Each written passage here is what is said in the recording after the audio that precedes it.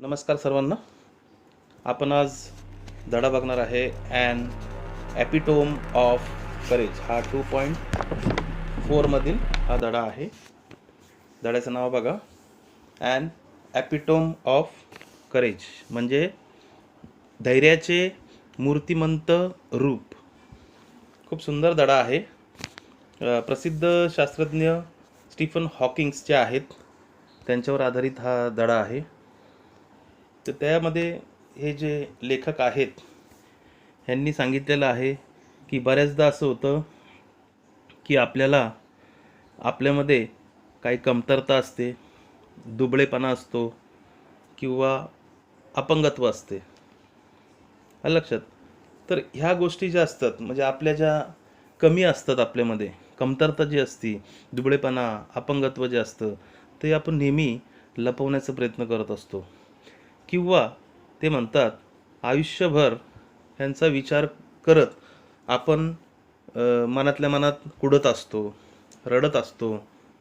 तर हे धड्यामध्ये जे उदाहरण दिले यांनी, डॉक्टर स्टीफन हॉकिंग हे जे एक महान शास्त्रज्ञापैकी एक आहे ह्या शतकातील, त्यांनी मात्र असं केलं नाही. त्यांना देखील एक आजार झालेला होता, अति दुर्मिळ आजार. धड्यामध्ये आपण बघणार आहे पुढं, म्हणजे असह्य आजार आहे, भयंकर आहे तो. तर असा जो आजार त्यांना झालेला आहे, तरी देखील त्यांनी त्या आजाराला तोंड दिलेलं आहे आणि आपले जे त्यांचं संशोधनाचं कार्य आहे त्यांनी अविरतपणे चालू ठेवलेलं. तर त्यांचे हे जे अतुलनीय धैर्य आहे आणि त्यांचा म्हणजे हे जे प्रयत्न आहेत त्यांचे, तर त्यासाठी हा धडा जो आहे त्यामध्ये त्यांचं उदाहरण म्हणून त्यांची जीवन कहाणी जी आहे ती लेखकाने सांगितलेली आहे. शास्त्रज्ञ आलं लक्षात तुम्हाला नाव काय? स्टीफन हॉकिंग, प्रसिद्ध आहे. हे बघा, मी तुम्हाला त्यांचा हे दाखवतो, फोटो दाखवतो. हे बघा, हे आहेत प्रसिद्ध शास्त्रज्ञ स्टीफन हॉकिंग. असे पॅरालाइज आहेत, जीवनभर ते पॅरालाइज होते, त्यांना चालता येत नाही, त्यांचे जे हात पाय वगैरे काहीच काम करत नव्हते त्या आजारामुळे.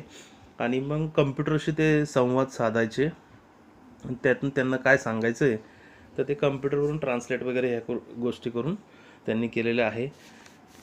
टाईम ट्रॅव्हलचा जो आहे अभ्यास त्यांनी जगाला दाखवलेला आहे. ब्लॅक होल्स काय असतात आणि जगाचा अंत कसा होईल, काय, ह्या सर्व गोष्टी ज्या आहेत ज्या फिजिक्समध्ये रिलेटेड आहेत त्यांनी त्यात शोध लावलेला आहे.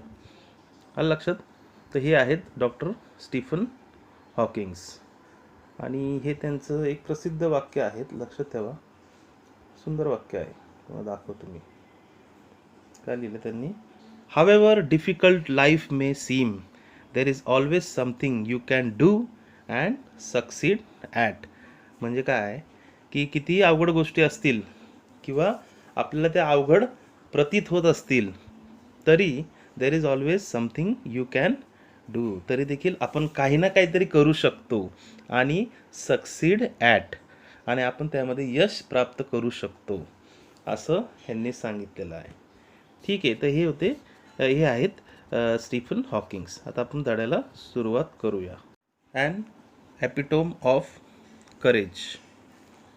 Exactly 300 years after the death of the great scientist Galileo, Dr. Stephen Hawking was born in Oxford, London on the 8th day of January 1942. Exactly 300 वर्षानंतर जेव्हा महान शास्त्रज्ञ गॅलिलिओ यांच्या मृत्यूनंतर 300 वर्षानंतर एक्झॅक्टली डॉक्टर स्टीफन हॉकिंग यांचा जन्म झाला. कुठं झाला? In Oxford, London. ऑक्सफर्ड जे ठिकाण आहे लंडनमध्ये, तिथे झाला. कधी झाला? On the 8th day of January, म्हणजे 8 जानेवारी 1942 रोजी त्यांचा जन्म झाला. Little did his parents know that one day there little boy would be hailed as one of the greatest scientists of this century. त्यावेळेस ते जे पालक जे आहेत स्टीफन हॉकिंग्स जे डॉक्टर आहेत त्यांचे जे पालक आहेत, त्यावेळी त्यांना जरा देखील कल्पना नव्हती की हे जे लहान मूल आहे, लहान बाळ आहे, लहान मुलगा जो आहे, तो पुढे जाऊन या शतकातील थोर शास्त्रज्ञ जे आहेत त्यांच्यापैकी एक म्हणून ओळखला जाणार आहे. आणि त्याच्या बुद्धीचं जे तेज आहे, त्याने सांगितलेलं आहे, त्याच्या बुद्धीचं तेज ते उजळून जाणार आहे. आणि त्याहून महत्त्वाचं ते काय सांगतात बघा, neither could anybody imagine that his mind would soar up into the space like light? More importantly, none could predict that he could be very epitome of the courage. आणि त्यांनी हे अजून काय सांगितलेलं आहे की कोणालाच माहिती नव्हतं किंवा कोण विचारही करू शकत नव्हतं की हा लहान मुलगा पुढे जाऊन थोर शास्त्रज्ञापैकी एक होणार आहे, ओळखला जाणार आहे. आणि त्याच्या बुद्धीचं जे तेज आहे ते त्यामुळं आसमंत म्हणजे स्काय जे आहे ते उजळून जाणार आहे. आणि अजून महत्त्वाचं म्हणजे ते सांगतात ॲपिटोम शब्द वापरलेले म्हणजे धैर्याचे मूर्तिमंत रूप. तर धैर्याचा तो मेरू म्हणून त्याला नावजलं जाईल भविष्यात. आता हा अंदाज कुणालाच नव्हता. मी तुम्हाला सांगितलं की त्यांना एक आजार होता, त्या आजारावर मात करून सुद्धा त्यांनी बरेचसे शोध लावले. म्हणजे ते म्हणतात ॲपिटोम आहे, ॲपिटोम ऑफ करेज. धड्याचं जे नाव आहे ते धैर्याचा महामेरू. आलं का लक्षात? पुढं काय म्हणतात बघा, courage is a wonderful thing. It is that quality which makes people not lose heart Wien faced with a great calamity. Courage म्हणजे जे धैर्य आहे ते म्हणतात हे एक विलक्षण गोष्ट आहे, एक वंडरफुल थिंग आहे. आता ज्याच्या अंगी हे धाडस असेल, धैर्य असेल, तर काय होईल, तो मनुष्य जो आहे तो कुठलेही संकटांना तो सामोरे जाऊ शकतो. म्हणजे ग्रेट कॅलॅमिटी म्हणजे कुठलेही महाभयंकर संकटांना तो सामोरे जाऊ शकतो. It could be an exaggeration to say that doctor Stephen Hawking, a living legend of cosmology, is the very personification of courage and hope. तर हे देखील सांगतात की कॉस्मॉलॉजी शब्द वापरला बघा ब्लॅकमध्ये. कॉस्मॉलॉजी एक शास्त्रातील एक विज्ञानाची एक शाखा आहे. म्हणजे त्याला विश्वनिर्मिती म्हणतात, विश्वनिर्मितीशास्त्र, कॉस्मोलॉजी. तर त्याच्या धैर्य आणि आशावाद ह्यांचे ते रूप आहेत असे म्हटले तरी एक्झॅगरेशन होणार नाही, म्हणजे अतिशयोक्ती ठरणार नाही. आलं लक्षात? Except his mind, his whole body is bound to a wheelchair thanks to a quirk of fate, yet he is one of the greatest scientist of this century. ते सांगतात की नियतीचा खेळ कसा आहे, म्हणजे बॅड लक कसं आहे, म्हणजे नियतीच्या खेळाचे जसे फासे म्हणतो ना आपण, उलटे पडल्यासारखं, की हा जो बुद्धिमंत आहे म्हणजे बुद्धिमत्ता त्याची सोडली तर बाकीचं सगळं, म्हणजे मेंदू सोडला तर बाकीचं संपूर्ण शरीर जे त्याचं ते पूर्णपणे व्हीलचेअर जी असती त्याला जखडलेलं गेलेलं होतं. म्हणजे तो काहीच करू शकत नव्हता, फक्त त्याचा मेंदू चालतोय. आलं का लक्षात? हालता येत नाही, चालता येत नाही, बोलता देखील येत नाही, फक्त मेंदू काम करतो त्याचा. अशी बघा, अशा प्रकारचा आजार या महान शास्त्रज्ञाला झालेला आहे. तरी देखील त्याने धैर्य धरलं आणि एवढी सगळी त्यांनी कार्य केलेत, शोध लावलेत. असे म्हणजे असे प्रॉब्लेम असून सुद्धा देखील हा जो आहे greatest scientist of this century, या शतकातील एक महान शास्त्रज्ञ आहे. Okay. An average child, Stephen grew up to be a normal teenager full of mischief and lots of love for music and mathematics. आता स्टीफन जो आहे, जेव्हा तो लहान होता म्हणजे इतर सर्व साधारण मुलं जी आहेत त्यांच्यासारखाच होता. म्हणजे कसा, भरपूर खोड्या काढणारा. अलग लक्षात? परंतु त्याला जी रुची होती, आवड होती, ही कशात होती? गणितामध्ये आणि म्युझिक म्हणजे संगीतमध्ये. त्याला गणित आणि संगीत हे विषय खूप आवडायचे.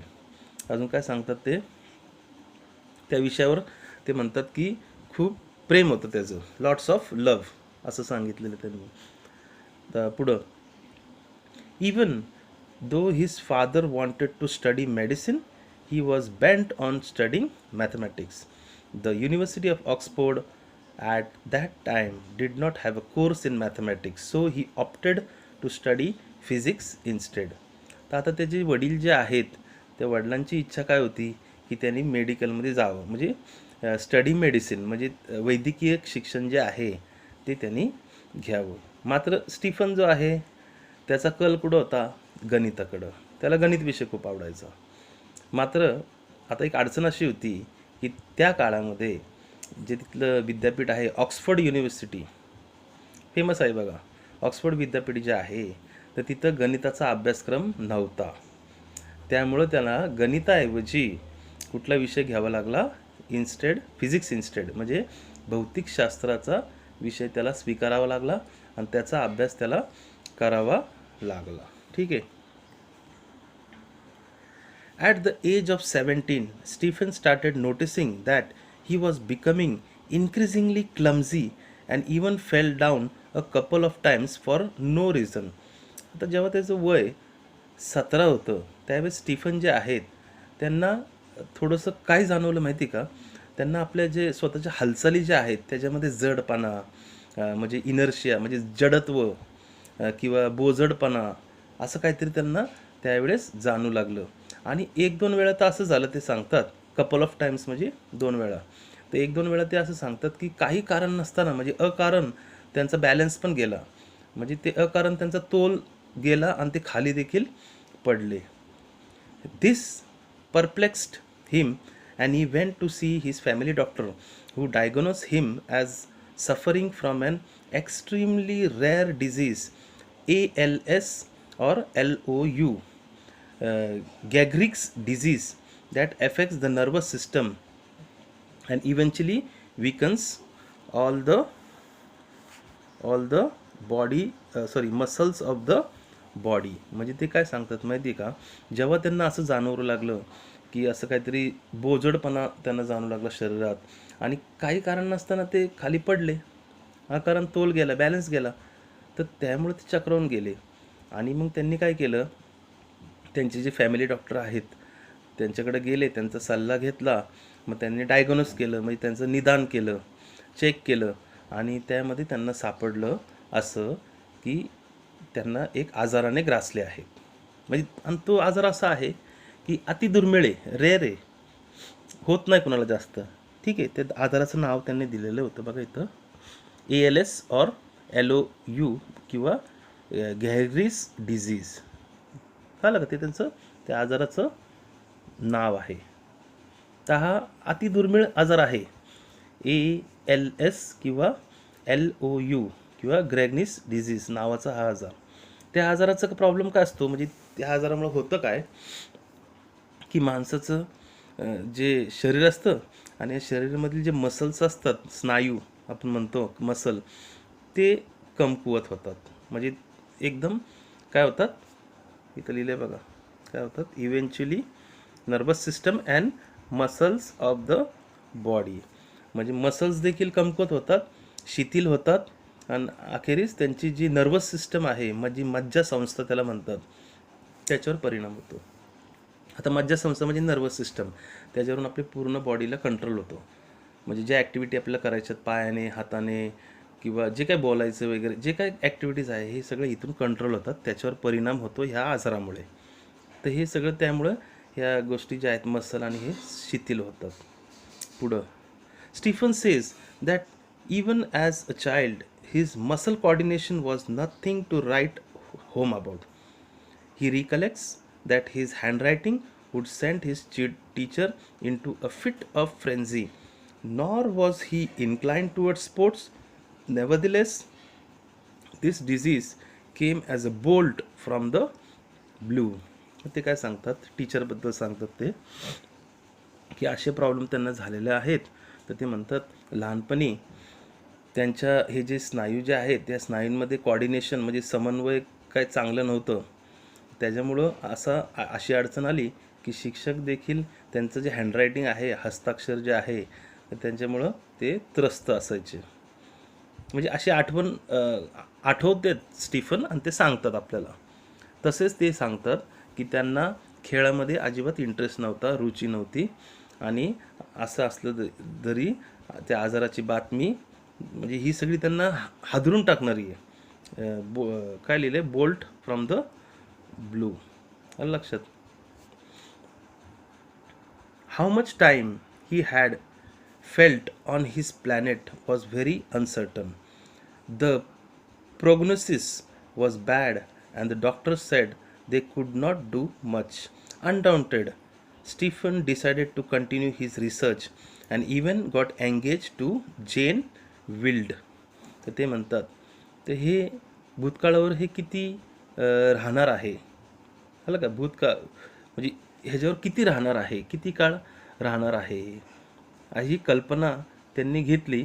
पण ही त्यांना गॅरंटी नव्हती, कुणालाच शाश्वती नव्हती. कारण तो काळ देखील बघा जुना होता आणि ह्या आजाराला म्हणजे कसलं औषधही नव्हतं.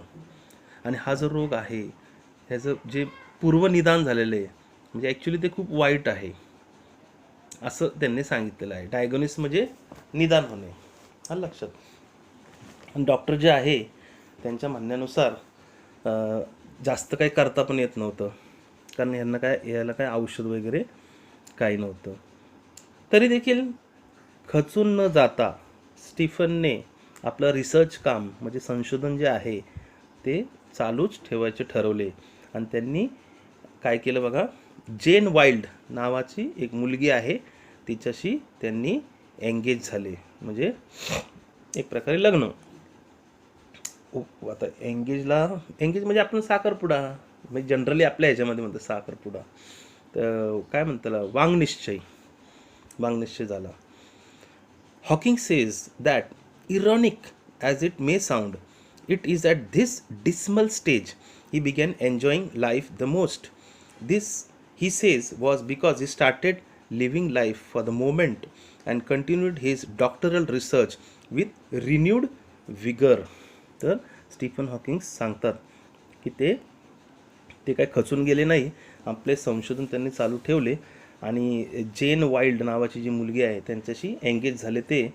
आणि ते हे देखील सांगतात की आयरॉनिक म्हणजे ऐकायला जर थोडंसं कसतरी वाटेल म्हणजे उपरोधिक वाटेल असं ते म्हणतात की अशाच परिस्थितीमध्ये म्हणजे ही जी कंडिशन आहे म्हणजे यांचं जे एंगेजमेंट झालेलं आहे, वांगनिश्चय झालेलं आहे त्या जेन नावाच्या मुलीबरोबर, की ह्याच पिरियडमध्ये त्यांना सर्वाधिक आनंद मिळालेला आहे असं ते म्हणतात. तर ह्याचे कारण त्यांनी सांगितलं की हे जे क्षण आहे ह्या क्षणापुरते जागा, ह्याला सुरुवात त्यांनी केली. म्हणजे जे काय आहे त्याला आपण सामना करू. आणि हा जो पिरियड आहे त्यामध्ये त्यांनी लाईफ खूप ॲक्च्युली एन्जॉय केलेली असं सांगतात. आणि त्यांनी म्हणजे त्यांना उभारी देखील भेटलेली ह्याच्यामुळं. आणि डॉक्टरकीचे त्यांचे जे संशोधन आहे त्यांनी म्हणजे खूप जोराने रिन्यूड विगर म्हणजे जोमाने त्यांनी सुरू केलेलं आहे. In the meanwhile the disease works its way into Stephen's body and left him disabled. He began studying the concept of black holes to get his PhD. By this name, he was confined to a wheelchair and was rapidly losing control of his hands and speech. तर ते काय सांगतात की हा जो काळ आहे की त्यांचं जे एंगेजमेंट झालेलं आहे हा त्यांच्या जीवनात म्हणजे सर्वात जास्त आनंदाचा क्षण आहे. आणि त्यांनी ह्याच पिरियडमध्ये म्हणजे न डगमगता त्यांनी त्यांचं संशोधन जे आहे ते जोमाने सुरू देखील केलं. अजून ते हे देखील सांगतात की दरम्यानच्या काळात ह्या आजाराने हळूहळू प्रॉब्लेम्स काय क्रिएट झाले की स्टीफनच्या शरीराचा बॅलन्स आणखी जाऊ लागला, ताबा जाऊ लागला. आणि म्हणजे बऱ्याचपैकी ते ॲक्च्युली अपंगच झाले. आलं लक्षात. तर पी एच डी डिग्री आहे सगळं, ऐका, डॉक्टर डिग्री आहे. तर PhD साठी आणि त्यांची जी संकल्पनाचा म्हणजे ज्यांनी अभ्यास ज्याच्यावर केला आहे म्हणजे त्याला ब्लॅक होल्स म्हणतात किंवा मराठीमध्ये त्याचा अर्थ काय आहे बघा कृष्णविहर शब्दाचे अर्थ कृष्णविहर ब्लॅक होल्स.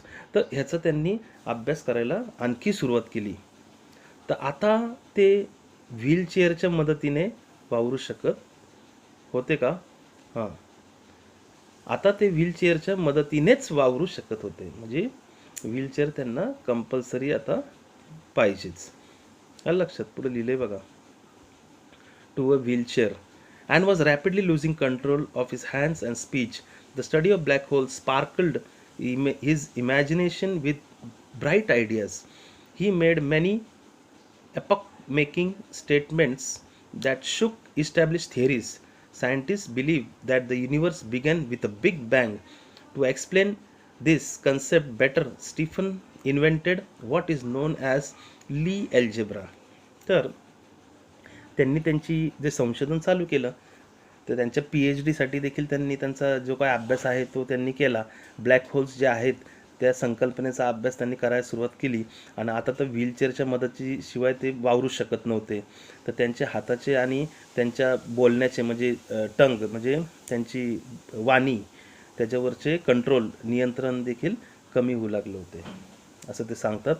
आणि जे ब्लॅक होल्स आहेत त्याच्या अभ्यासाने त्यांच्या कल्पनाशक्तीला नवनवीन कल्पना सुचू लागल्या.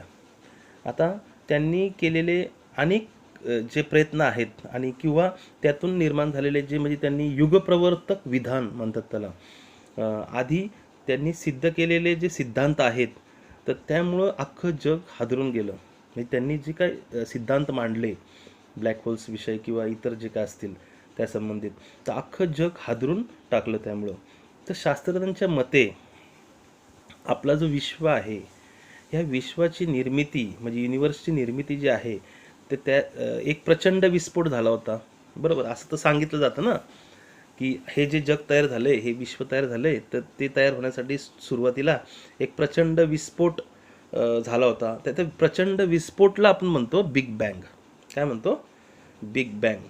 तसा बिग बँगचा एक प्रयोग देखील केला होता बघा मध्यंतरी, म्हणजे खूप वर्षापूर्वी. तर ही संकल्पना अधिक चांगल्या प्रकारे बिग बँग जे आहे ते अधिक चांगल्या प्रकारे समजून सांगण्यासाठी किंवा स्पष्ट करण्यासाठी स्टीफन हॉकिंग्स जे आहे त्यांनी लाय अल्जेब्राचा शोध लावला. आलं का लक्षात? लाय अल्जेब्राचा शोध लावला. हे बघा यांचा फोटो दिसतो तुम्हाला. Though confined to a wheelchair with no control over his body, save a finger and with a computer to help him express his thoughts. आता शरीरावरचे नियंत्रण त्यांचं गेलेलं आहे, व्हीलचेअरला ते जखडले गेलेले आहे, तरी देखील संगणक जे आहे, कम्प्युटर जे आहे त्याच्या मदतीने ते त्यांचा विचार व्यवस्थित मांडू शकत होते. आता त्यांना बोलता येत नाही, हालचाल करता येत नाही, पण त्यांना जे सांगायचं आहे म्हणजे मेंदू तर चालू आहे त्यांचा, तर ते कम्प्युटरला त्यांचं ते सगळं जोडलेलं होतं आणि कम्प्युटरमार्फत ते कळायचं त्यांना काय सांगायचं आहे. आलं लक्षात? तर ते विचार ते व्यवस्थित मांडू शकत होते संगणकच्या मदतीने. Doctor Hawking's is an authority on profound subjects of science. Numerous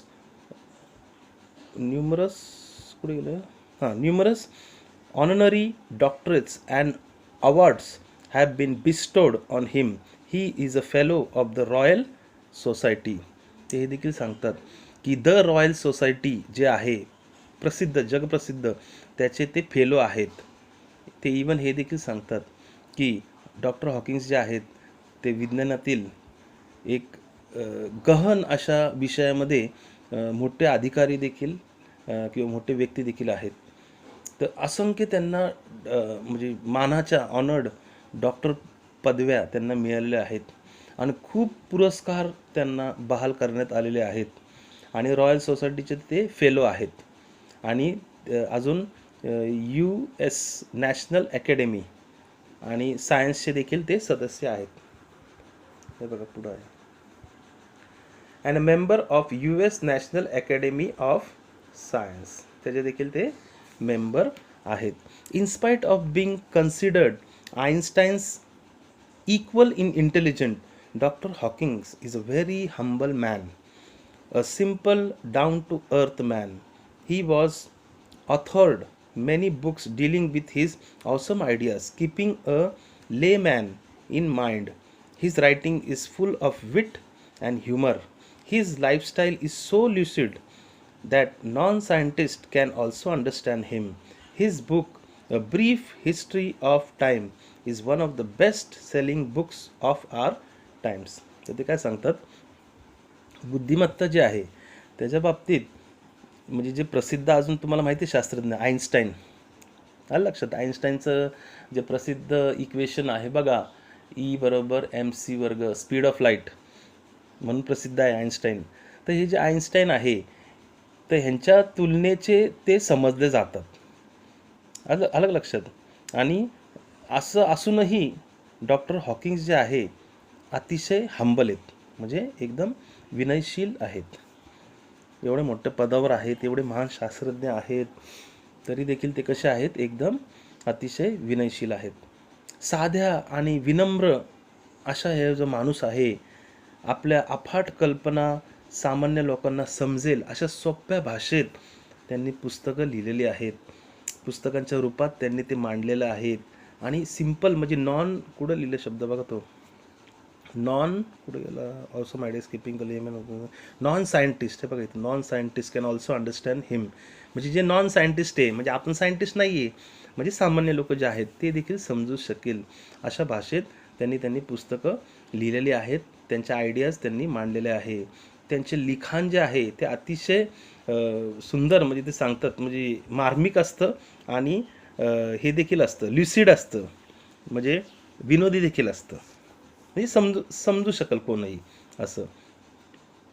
त्यांच्या सुबोध त्यांचं जे कौशल्य आहे, लिखाण कौशल्य जे आहे, त्यामुळे शास्त्रज्ञ किंवा विनाशास्त्रज्ञ असलेल्या लोकांनाही ते सहज समजते.